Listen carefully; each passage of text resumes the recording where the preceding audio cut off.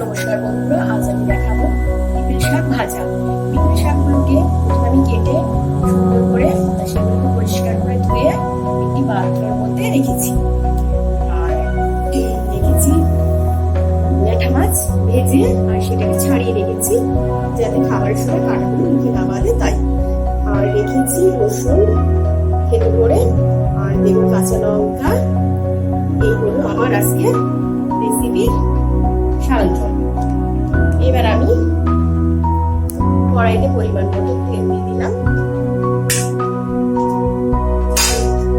হিসাবে দিলাম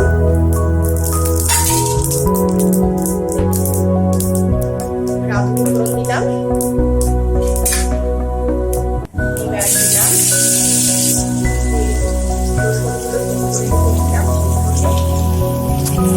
হ্যাঁ বন্ধুরা, রসুনটা ভালো করে ভাজা হয়ে গেছে, লাল লাল হয়ে এসেছে। এবার আমি মাছটা কাঁচা লঙ্কাটা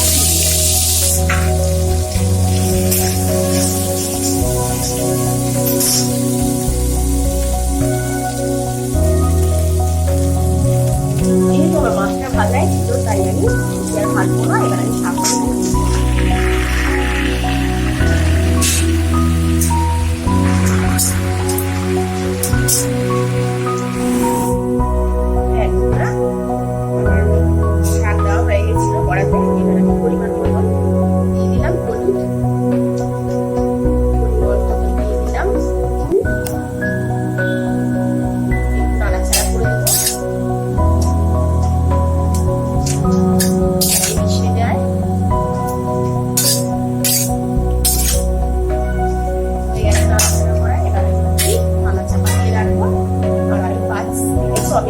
আবার ফিরে আসছি আপনাদের কাছে।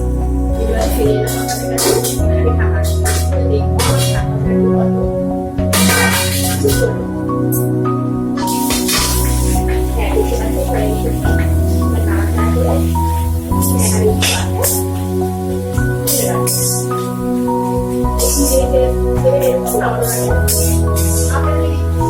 আপনারা দিয়ে করতে পারেন, আপনারা যদি না দিতে পারেন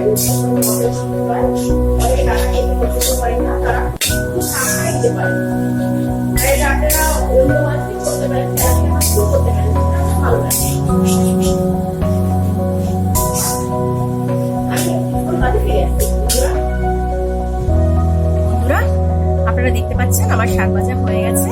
এবার আমি শাক ভাজা একটু খেয়ে দেখবো কেমন হয়েছে।